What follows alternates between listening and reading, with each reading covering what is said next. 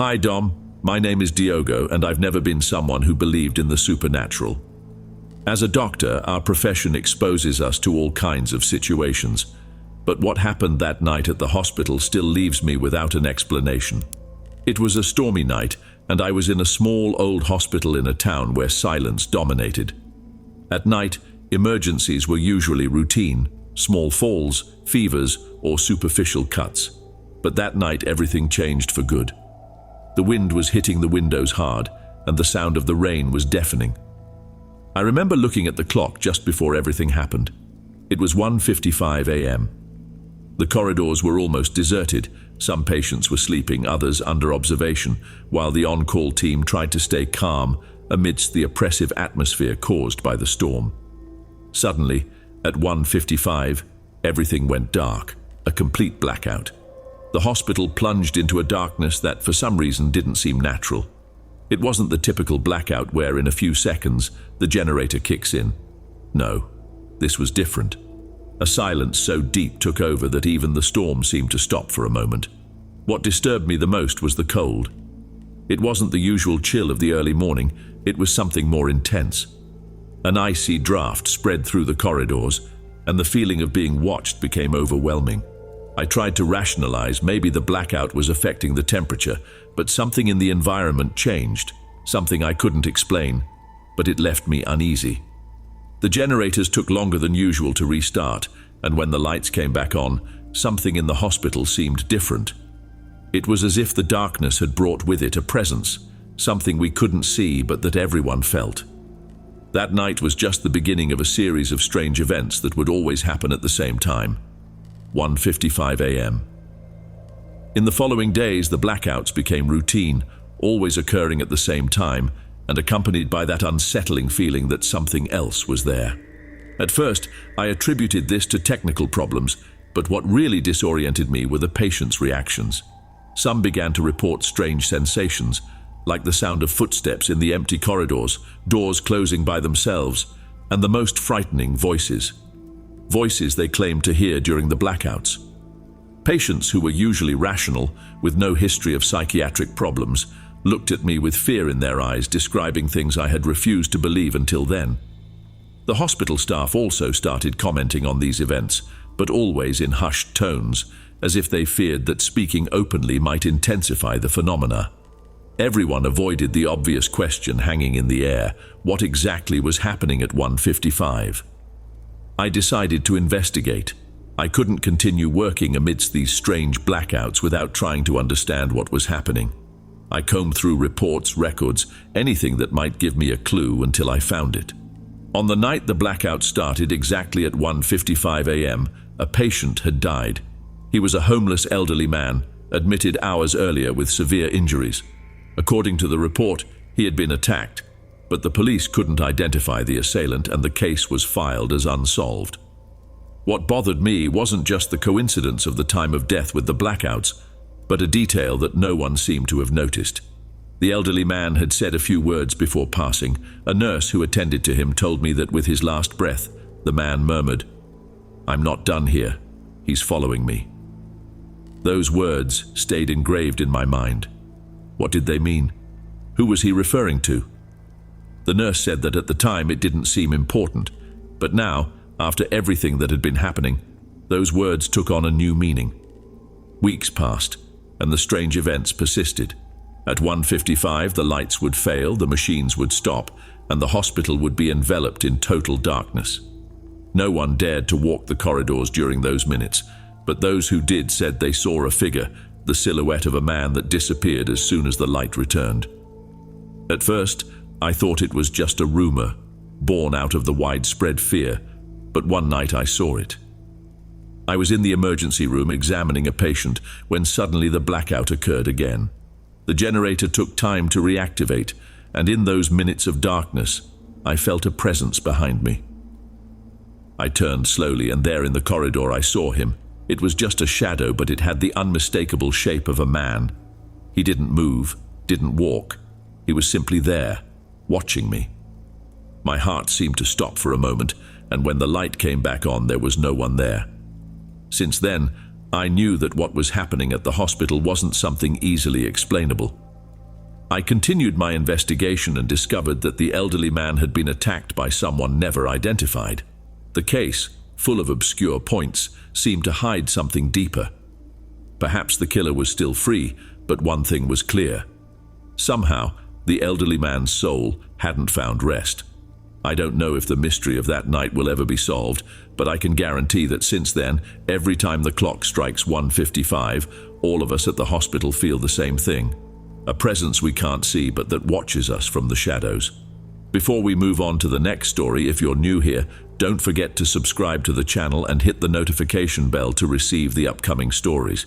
Your presence is important and your support is essential. Well, let's continue.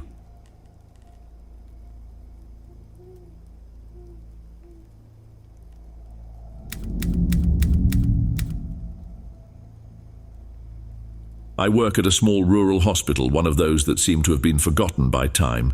The walls show signs of wear, the lights flicker occasionally, and the generator is always breaking down. No one seems to care much when the lights fail, but these blackouts have always caused me a strange discomfort.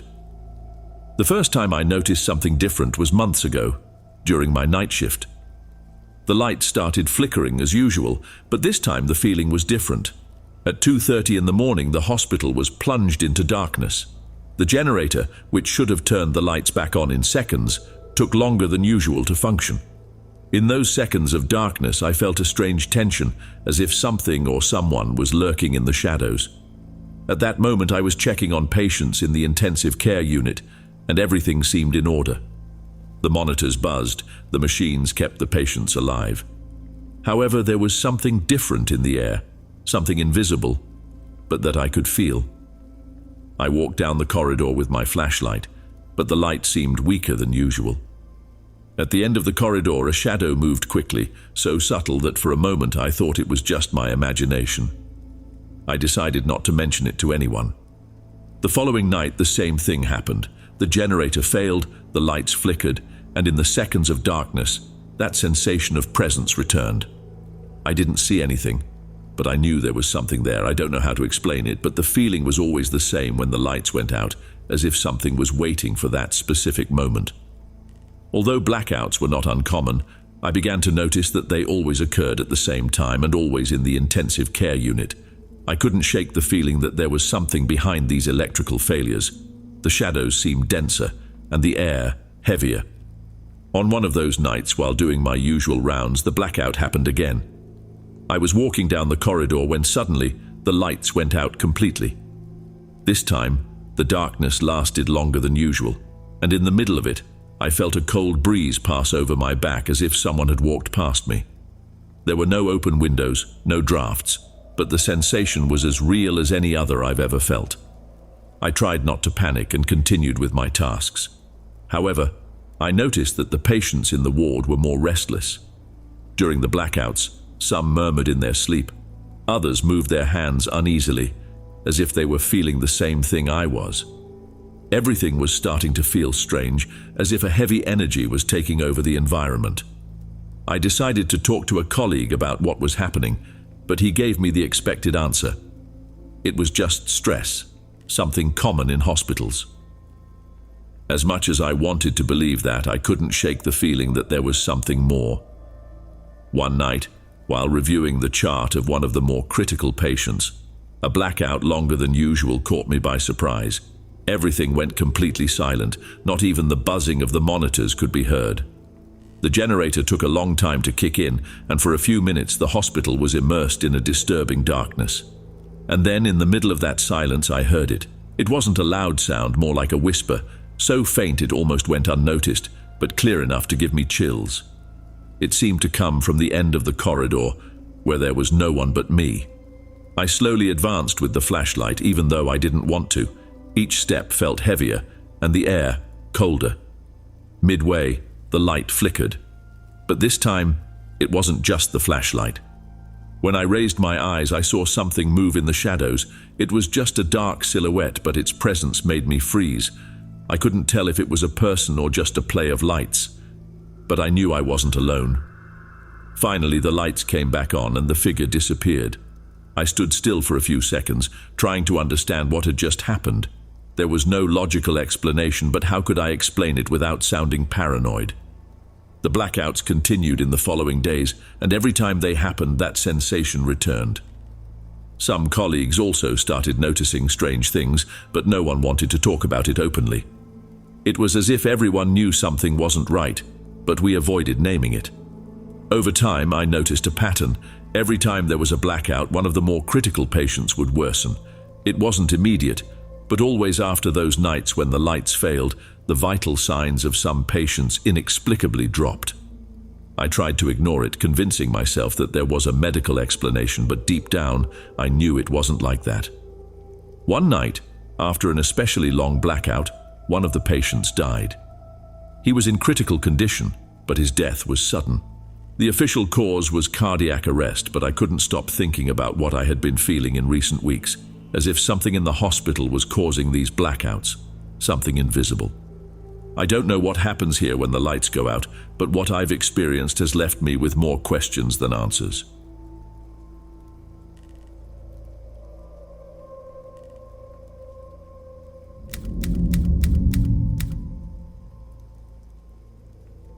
Good evening, everyone. My name is Emerson, and I've been a nurse in the intensive care unit for over 10 years in a small-town hospital. Over time, I've grown accustomed to seeing everything, including death.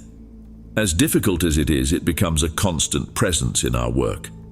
In the beginning, like anyone else, I felt that helplessness when watching someone pass, knowing that there wasn't much to do except be there during their final moments. But over time, you learn to deal with it, or at least that's what I thought. A few months ago, something started to change. I don't know how to explain it without sounding crazy, but it all began with an elderly man, Mr. Carlos, who had been in critical condition for days. His family no longer expected a miracle, and the doctors knew the end was near. I was on the night shift when the monitors showed a slight increase in Mr. Carlos's vital signs, a spike in oxygen levels and heart rate. It wasn't anything drastic, but it caught my attention. I approached, thinking he might be improving, but at that exact moment he stopped breathing. My first reaction was to assume the equipment had malfunctioned, that something was wrong with the monitors. I spoke to the doctors, and they told me that these fluctuations happen sometimes, that there was no reason to worry. I believed them, at least that night. A few days later, something similar happened. Another patient, Mrs. Rita, an elderly woman, was in her final moments.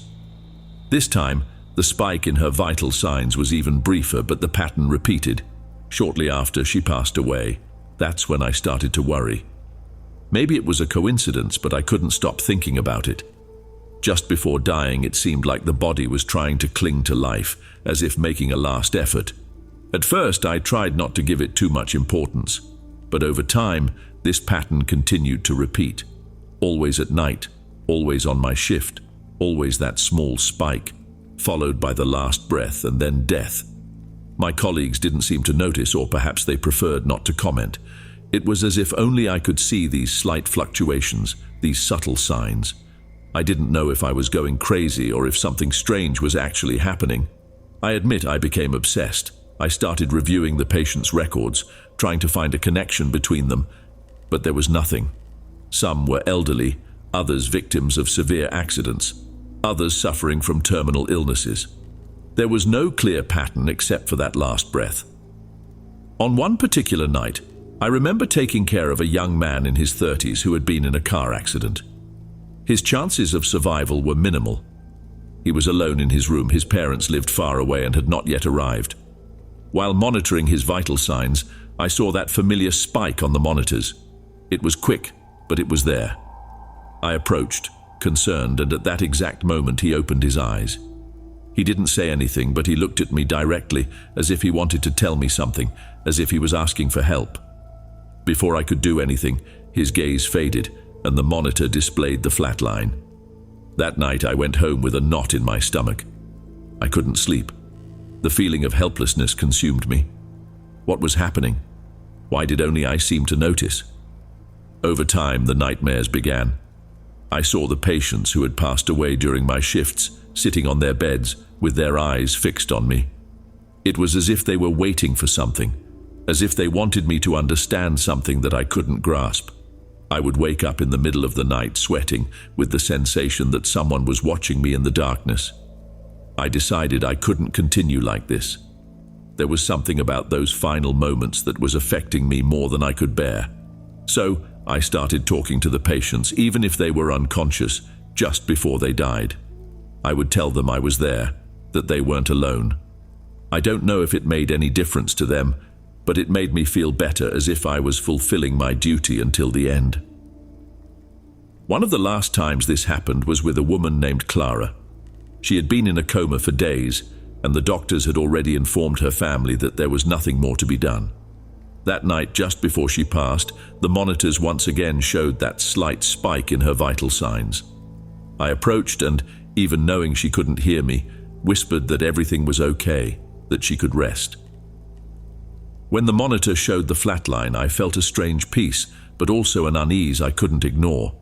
I was convinced that those last breaths, those brief fluctuations, weren't just equipment failures or natural reactions of the body. It was something more, something I couldn't fully understand, but that was happening more frequently. I spent a lot of time reflecting on what this could mean. Maybe those last breaths are the soul's final efforts to hold on to life. Or maybe they're a way of saying goodbye, a last presence before leaving. I don't know if I'll ever fully understand, but each time this happens, I feel like we're closer to the unexplainable than we might imagine. Perhaps there isn't a clear answer, but what I do know is that those last breaths have taught me something. Sometimes, death is not just an end, but a kind of silent communication that goes beyond what we can see or comprehend. If you're enjoying these stories, don't forget to leave a like. It really helps the channel a lot. Well, let's continue.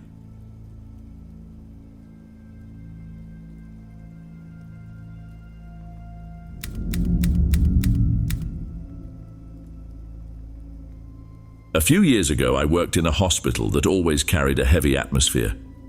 I don't know if it was the environment or the result of constant exhaustion, but something about that place never allowed me to feel completely at ease. The hospital was old, with long, dimly lit corridors and high ceilings, which made every step echo more than usual. There's one particular night that remains etched in my memory, as if it happened yesterday. It was another night shift, and as usual, the hospital was quiet at that hour. My responsibility was the cardiology ward, and although there was always some activity, nights tended to be calm. It all started around 2 in the morning. I was finishing up my rounds checking on patients when the phone at the ward's reception rang. The strange thing is that at that time, the phone rarely rang. Calls usually came through the main reception, and if it was something urgent, we would have been notified in a different way. At first, I thought it was a colleague or perhaps a wrong number, but when I answered, I only heard silence on the other end. I tried speaking, asking who was on the line, but I got no response, just a faint interference like static and then a distant whisper, barely audible. I hung up, thinking it was just a technical issue. A few minutes later, the phone rang again. This time, something inside me felt on edge. I answered again, but once more there was only static, accompanied by that same incomprehensible murmur. The sound was a bit clearer, but I still couldn't make out any words. I hung up again, but by now I wasn't so calm. I felt a tension in the air. The empty corridors and the hospital's silence only intensified the sense of unease. I decided to get back to work, trying to ignore what had happened. However, as I passed one of the patient rooms, something made me stop. One of the monitors began beeping, indicating that a patient's vital signs were fluctuating. I went to check what was happening and saw that the patient, an elderly man who had suffered a heart attack a few days earlier, was awake, staring intently at the door. "She's here," he said after a few seconds. That sent chills through me. I asked who he was referring to, but he only pointed toward the corridor. Of course, there was no one there. I tried to calm him down, suggesting that maybe he was confused or had just been dreaming, but he looked at me with a seriousness that left me speechless. I decided to let him rest and continued my rounds. The corridor seemed colder than usual, but I convinced myself it was just a coincidence. Then, the phone rang again. This time, when I answered, there was no static. What I heard was a faint, broken voice, almost like a whisper. I could barely make out the words, but it sounded like a woman. and the little I managed to understand was something like, "Help me, I'm lost. My body froze instantly. I didn't know what to say. I tried asking who it was, if they needed help, but before I could continue, the call ended. This time, I wasn't the one who hung up. The line simply cut off, as if the call had never happened. I decided to check the call history in the system, just to make sure I wasn't imagining things. To my surprise, there was no record of any incoming calls at that time. None. What I had heard simply shouldn't have happened. In the following days, I tried not to think too much about it. The hospital routine continued, and although that uncomfortable feeling lingered, I didn't receive any more strange calls. Until a colleague from my shift told me something that made me think. She said that years ago, there was a nurse who worked at the hospital. Apparently, a mistake during an emergency cost the life of a patient on her watch. After the incident, guilt consumed her and she ended up taking her own life. People said that on quiet nights, you could hear her footsteps in the corridors or even receive calls from an unknown number. I don't know if what happened to me that night is related to that story, but since then, whenever the phone rings in the middle of the night, I feel something tighten inside me. I can't help but think about that faint voice asking for help, as if it were coming from somewhere beyond our understanding. Maybe it's just a legend, or maybe something, or someone, is still trapped in those corridors, unable to find peace. I don't have the answer, but that night changed something in me. I can no longer dismiss the possibility that sometimes what we believe to be just a story may have much deeper roots than we imagine.